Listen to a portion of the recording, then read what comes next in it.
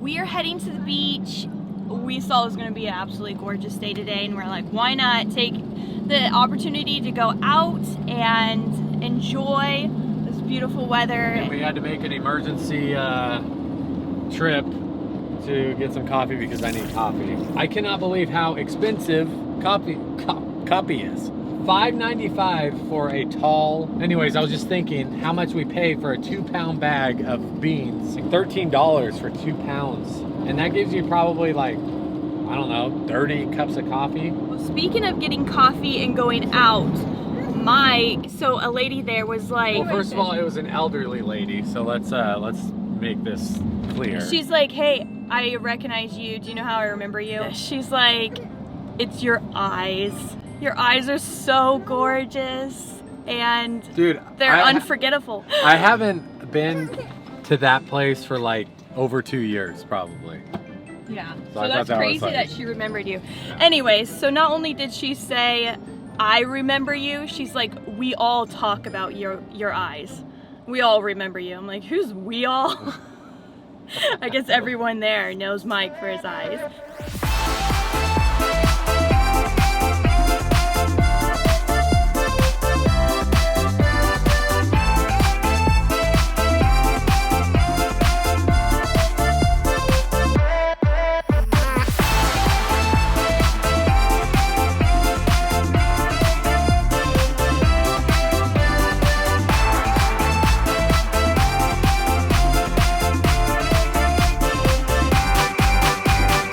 Guys, so we got pretty much everything set up, everything from the car taken to our spot. As you can see, it's right behind us here. I got my table. We love this tent that we got. It's so easy to set up, so easy to tear down, and it gives us so much shade. Like I said last time we were here, there's a hut behind me there that we would always use for shade, so we were always having to go to the same spot. But with the tent, we can go wherever we want. I guess the girls have some friends here that are running up to them. But, all right, we got to get everything else set up, and the boys need to get their sunscreen on.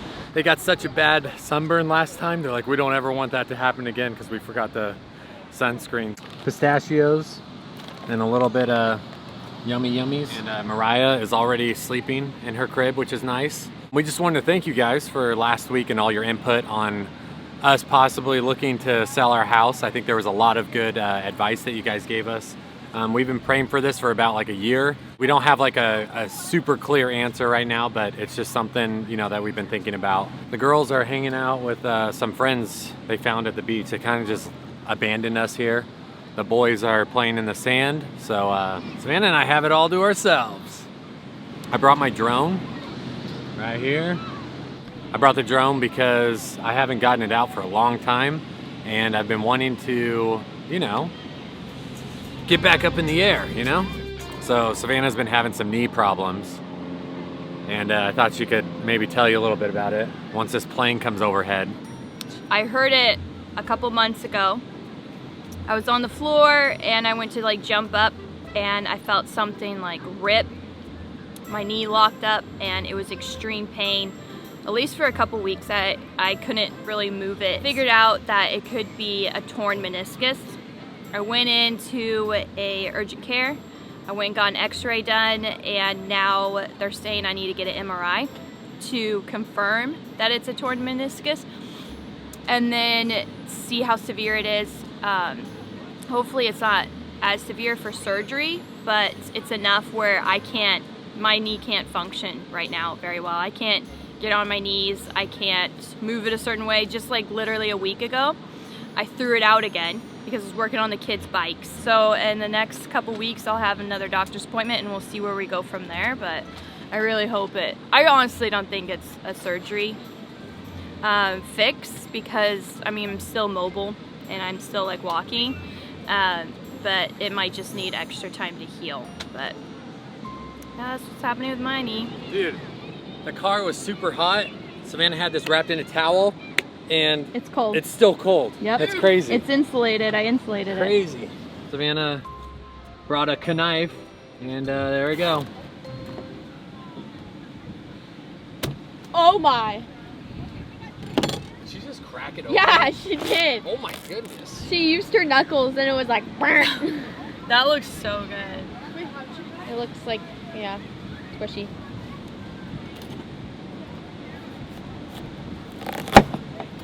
It's really tight. Yeah, this would be a good watermelon to do the rubber band challenge on. Oh yeah. I sharpened that knife, I'm pretty sure. Thank you. Any dolphins Of out there, course. too? Dad, I saw you with the drone when the lifeguards are out there. You did? Yeah. I was like, oh no. We're gonna get in trouble because Yeah, of this. that's my dad.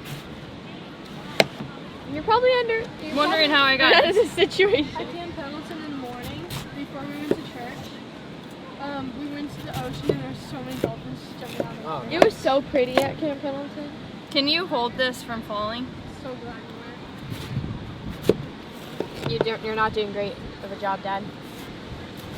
Wow, look at.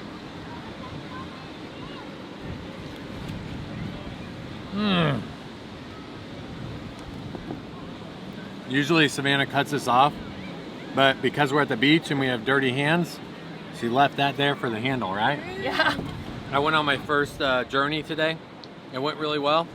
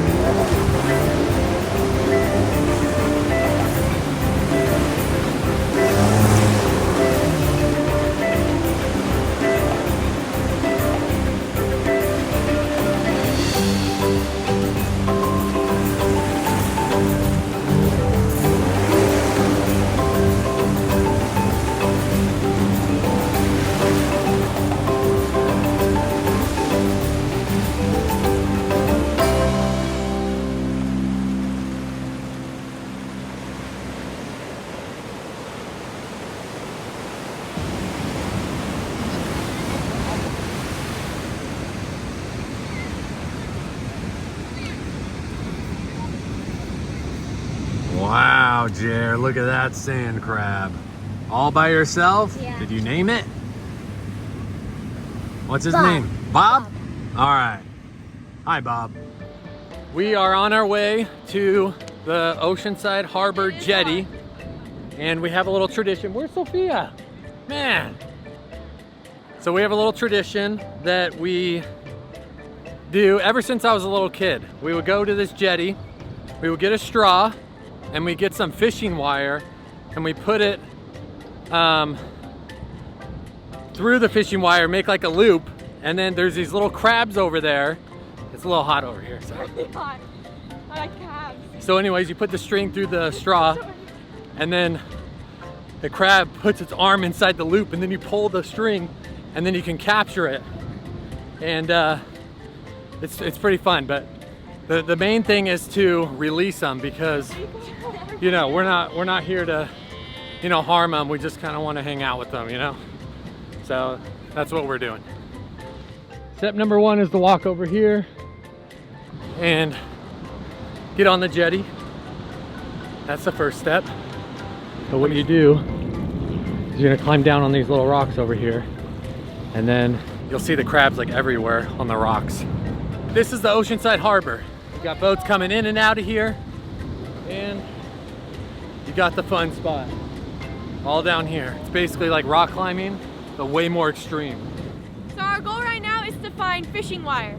Oh yeah. So we normally forget to bring it, but thankfully we have a lot of fishers that leave their fishing wire, so we like to use them for a purpose. I already have a straw, I didn't forget that. Okay. And now we have to go deep and find some. Sophia has her headphones in because she likes to listen for the crabs. I like to listen to them. Oh yeah. Normally they're flooded, but Seriously, these rocks, they're like super sharp, but you know, high risk, high reward. By the way, if you're a surfer, you should not be that guy right there. Because all he's gonna do is get thrown into this jetty. All right, it looks like he's a little further away, which is good. Oh, Sophia! Sophia found some fishing wire. Woohoo! Show us how it's done, Fia. I've never done this. You've never done it. I'm guessing you put it through. There you go. You put the string through the straw. All right, and then Sophia's fingers. Woo! Sophia, put your finger through there. No. No, just do it. And then you basically pull Slowly. this back, and then you got it. That's how it works. Yeah. Did you just wake up? Where are we at? Are we at the beach? Were you going night-night in there? You just wake up? Uh-oh, you're stepping on this? What is that? Mama make a mess? Should we put those, should we clean them up? Put them in the trash? Good job. All right, let's clean this up for you and then you can play. Take a bite.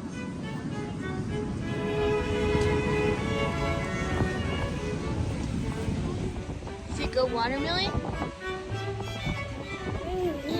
Yummy? We got some military aircraft in the air. Oh, do you hear the helicopter? What is it?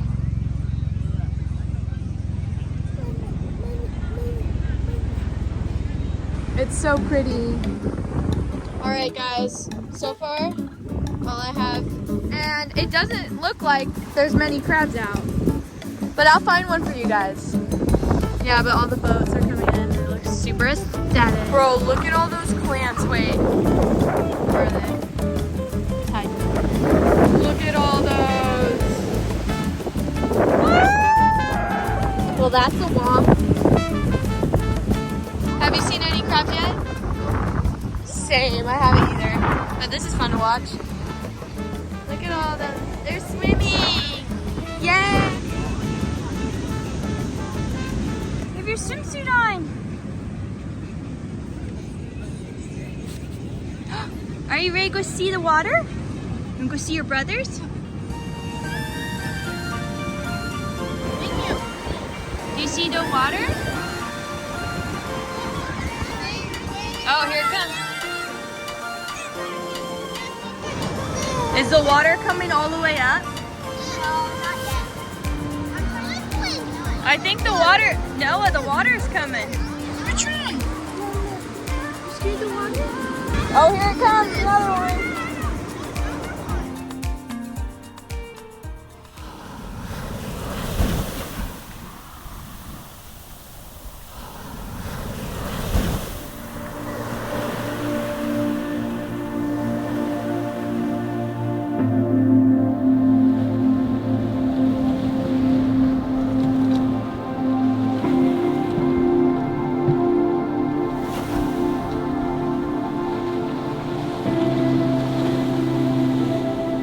All right, well, hopefully it's not too loud. Just wanted to, share some thoughts about this week. A few days ago, my most favorite theologian, Pastor John MacArthur passed away. And I kind of just wanted to talk about how much he's meant to my life and just kind of just share with you guys just the impact he's had, and like the influence he's had on my life is like literally, I can't even, like, it's hard to explain. Like, it's not quantifiable. That's the word. I can't quantify it because it's just so vast. He had a huge impact on my parents. He had a huge impact on my pastor because he was my pastor's mentor. And my parents got saved like a few years after they got married, and right after they got saved, they started listening to John MacArthur, and he's been preaching almost 60 years, so faithful all these years, and it's been amazing to watch. I've seen hundreds and hundreds of sermons of his. That's helped me in my life, the way I parent, the way I love my wife, the way I treat others. Like, it's really hard to explain how impactful he's been in my life. If you guys have never heard of John MacArthur, I highly recommend. I will put a couple sermons down below so you guys can listen to him. He was 86 years old, so the Lord definitely gave him many years to live. And did he take advantage of those years? He preached all the way up to the end.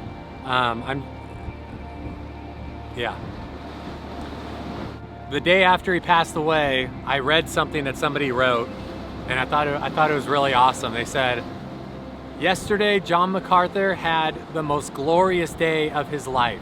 I think of the verse Psalm 84:10 that says, better is one day in your courts than 1,000 elsewhere. And it is so true. The last few days I've just been thinking about like what it was like for MacArthur to actually see Jesus and like really fully experience heaven. And he has some great quotes. One of them is, the only thing death can do to a believer is deliver him to Jesus. It also reminds me of the verse that says, death, where is your sting? You know, just a really faithful preacher, and I'm so thankful for him.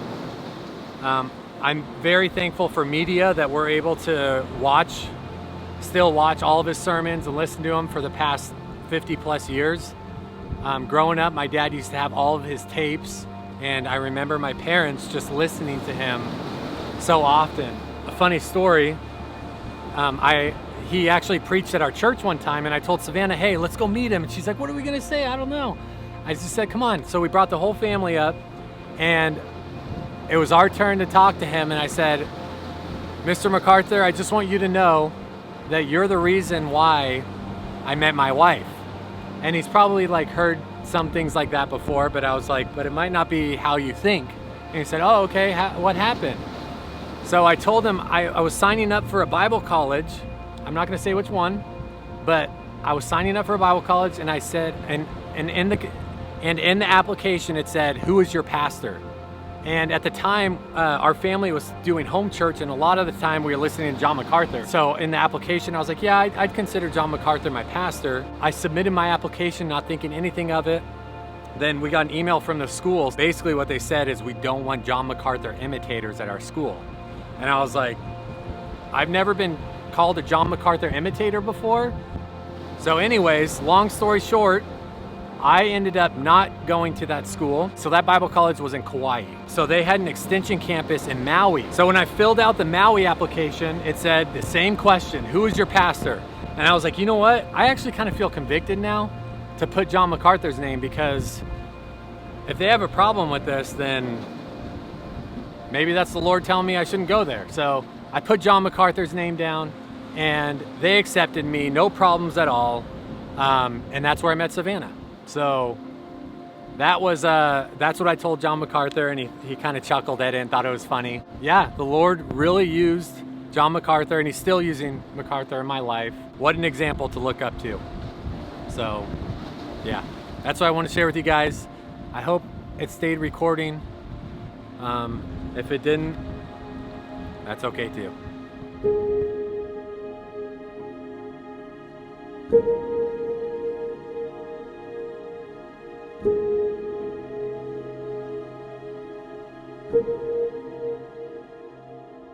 We are called, we are justified, we are sanctified, and one day we will be glorified, because He has chosen to make a personal living union with us, in which He is fully involved in giving us life, in sustaining that life, in sanctifying that life, and one day glorifying that life, so that we can all say with Paul, not I, but Christ lives in me. No matter how much I study about Christ or preach about Christ, He is utterly and completely inexhaustible.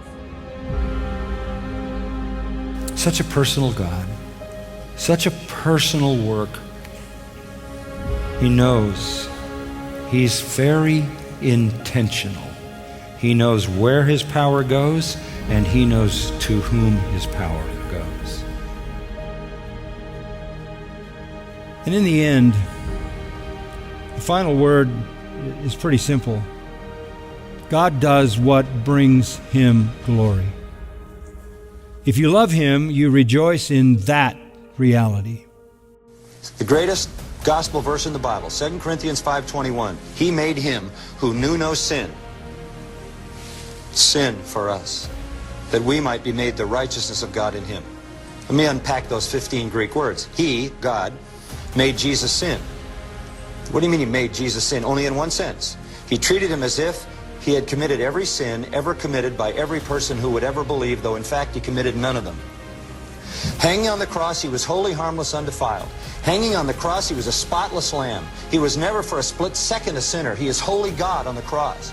But God is treating him, I'll put it more practically, as if he lived my life. God punished Jesus for my sin, turns right around and treats me as if I lived his life.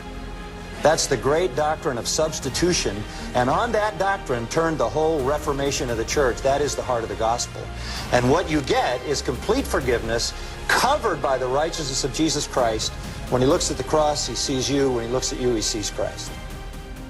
I'm only as useful as I am attuned to the truth that comes from heaven. Grace and peace to you from God our Father and the Lord Jesus Christ.